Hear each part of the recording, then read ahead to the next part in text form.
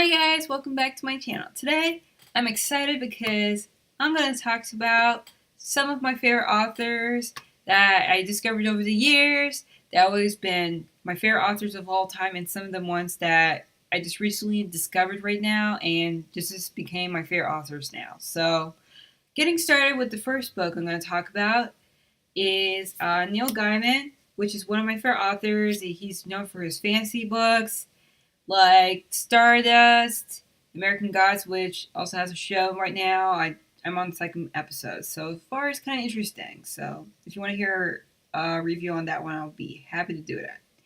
But anyway, he makes such good books, and I like the fact that they're fast paced, they're very interesting, and just weird. I mean, they're always weird and just crazy in there, and I also like it's easy to read too. So they're really good books. And one of my favorite books is Neverwhere. And Neverwhere takes place in London and centered around about this guy named Richard. And he's pretty much loves his life. He has a girlfriend.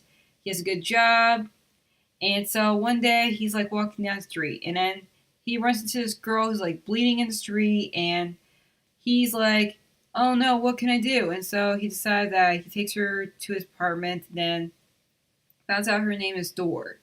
And so she pretty much is like, like weird and stuff. And then so he goes to work the next day, and it turns out he does not exist. And then he comes back, I mean, he's literally invisible. He does not exist in the world anymore. He's like not even on the system. He goes home to find out that Door is missing again. She's left. And not to mention, two gangster guys are looking for her and just want her. And so they're like, "Hey, if you don't know where she is, I'm gonna kill you and stuff." And so he's like, "Oh my god, I need to find this girl, man. What did she do?" And so he goes looking for her, but then it actually takes him to the underground world of London that he didn't even know there existed. And there's crazy stuff, there's crazy dark angels involved in the book too. And it turns out that Door find out she has the power to go through doors and create doors into different alternate dimensions in the world. So that's why he doesn't exist anymore, because he's into this world. And in order to help her out and help him out, they must solve the murder of who killed our parents. So it's pretty much a good book. So it's like adventure, dark mystery, fantasy. It's pretty much like that. So stuff goes down in this book. The next book I'm going to talk about from one of my new favorite authors that just became my favorite author is Alwyn Hamilton. And I read Rebel of the Sands. I actually did a full review on the book a while ago, and also the second book. So if you want to check that out, I do have it in the description. And it's so good if you like Aladdin, you like magic, you like genies, evil sultans, rebels, and if you're into that kind of like revolution type of stuff, this is a good book.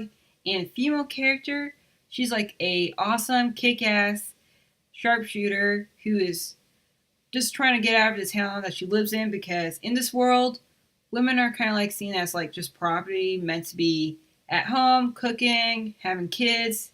It's like one of that kind of thing. And so she meets this guy who's pretty much known to be wanted for treason, and so she's like, "This is my way to get out of here." So they both team up, and then they leave and go on an adventure through the desert and discover magic and interesting creatures on the long way. And it's just adventure, and there's some romance in here. It's just fun. So I totally recommend it. And look at the cover. It's shiny, man. It's like shiny. It's just so awesome. So it's really good. Another book, which is kind of like one of those overhyped books, but the author, I thought like her writing was really good. So Red Queen. Victoria Aveyard is now one of my favorite authors. I like it from the book cover choices. See, look how like the blood is dripping. And I love the book because it's like a combination between Hunger Games and pretty much any story that has like characters with special abilities. And if you like revolutions, that's what happens in the other books. In the book, it's about this girl named Mary, and she lives in this fictional world where it's like a dystopian world that is run by monarchy and stuff. Like democracy. It's more like kings and queens, and the world is run by silverbloods. And silverbloods are kind of like people with special abilities. They're kind of like seen as gods. And Mare is pretty much a red blood, so red bloods are kind of like just normal people, and they kind of like seem like low class, and they get the worst jobs. They clean your lawn, they clean your house, and pretty much just like a dead end jobs. And they're kind of like seen as things that you just don't look at. So Mare pretty much gets hired as a maid one day, and so suddenly she has powers, and so the queen of the land's just like, we can't have this. People can't know that red people have powers because it'll just be crazy. And so she forces Mare to give up her life and to live in the castle and pretend to be a silver blood. And she'll be like, she's a long, long lost princess that nobody knew, and that just happens to be raised as a red blood. And then Mary pretty much just like has to deal with trying to be a silver blood, but at the same time trying to stay who she is and trying to learn about her powers. And it's just crazy stuff. And there's even two guys in here. I'm not going to give away about the two guys, but stuff goes down in this book. It's just so good, man. This is the best out of the series, just so you know. So, another book I'm going to talk about from one of my favorite authors. He's pretty much my all-time favorite ever since middle school, and it's what got me into YA, and it's Neal Shusterman. And one of the books that I read from his that I really enjoyed was Everlost. And I don't know how hyped up this was, but I think this was kind of like one of those under the radar type of things. I never hear about it. So it's a really good book if you like stuff that happens in afterlife type of something. It's about these two kids who don't know each other, but they meet after they get killed in a car accident. And on the way to the lights, they bump into each other, and then next thing you know, they wake up in this strange world known as Everlost. And it's kind of like between heaven and the living world and stuff. So, and they also meet a boy named Leaf. And so these three kids must try to find a way to get to the other side of the light. And they go on an adventure, and then they're looking for this woman who's kind of like known as like Mary Hightower. Like, she's kind of like a queen, witch kind of woman, and she's kind of like somebody that you look up to. So she's kind of like a powerful woman and might know all the answers. So they're looking for her, but at the same time trying to avoid the McGill, who's kind of like a monster, evil monster that just kidnaps kids and does crazy stuff. And so it's just so much fun, and I love this series, so it's really good.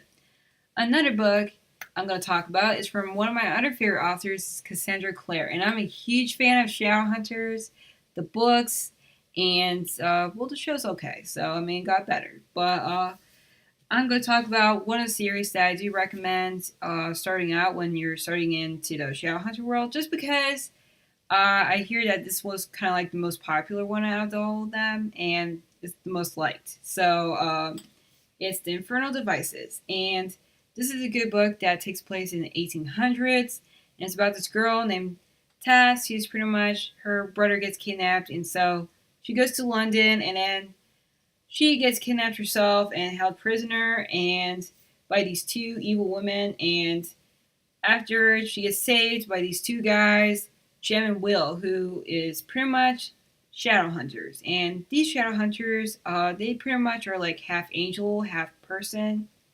And what they do, they protect the world but from demons and other crazy stuff that happens. And they do stuff, and there's like, they try to find out where is the brother of Tess, and things happen. So it's a really good book. And there's even some steampunk in here, so if you like that, with werewolves, and there's vampires in there, it's just so good, and I totally recommend it. So, and look at the covers, so shiny. I got the regular old covers, so I'm so happy about that. So, not that I don't like the new covers, but I like these covers more, so, because they're shiny. And the next book and the final book I'm going to talk about from one of my favorite authors is Rachel Caine. And Rachel Caine is one of the awesome authors that is known for the Morganville Vampires and the Weather Warden series and so on. And one of the books I'm going to talk about is kind of like underhyped, and I actually don't see a lot of books heard talking about it. Nobody talks about this book.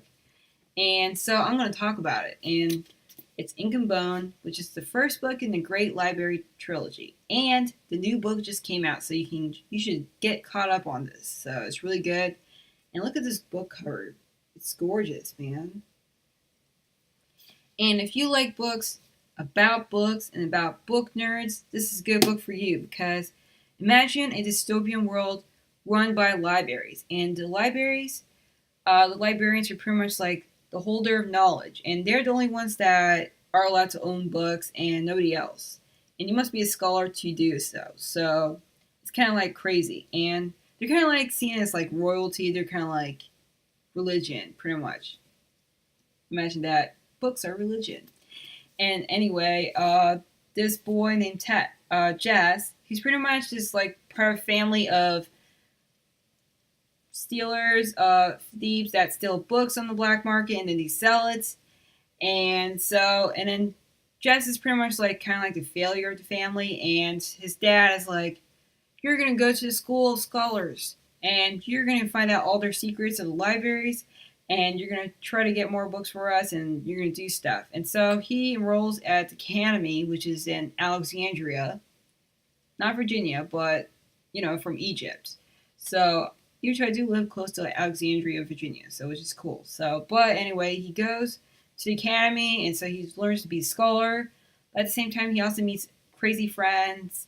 And one friend who's pretty much has a big, huge secret because he has obsession with inventions, but he may be causing like some secret that might get him in trouble. And also he meets this other girl who also has her own dark secrets. And also throughout the book, he also finds out that the library is not as great as people think it is. So it's so good. And there's like adventures in there. There's some steampunk. There's books. And there's even a cool teacher in here that's like really cool. They go on missions and they try to save as many books because there is also a war going on. War between Wales and London, and it's crazy. And so it's just stuff goes down in this book. So I totally recommend picking this up. So those are pretty much all the books that I've been talking about. And so if you're totally interested, I do have affiliate links below in the description because I totally recommend checking these out, especially Ink and Bone, because not many people are talking about this and we need more people talking about it. So they're so good books. So if you like this video, click on thumbs up and let me know. Do you want to hear more about my favorite authors? Or do you want me to talk about one like in particular? Like maybe I can do like a author exclusive type of thing. And if you like this channel and also want to keep on watching, because I will be having a review coming soon about the book Crooked Kingdom, which is awesome and one of those overhyped books, do subscribe because I'd love to have you there. And until next time, keep on reading.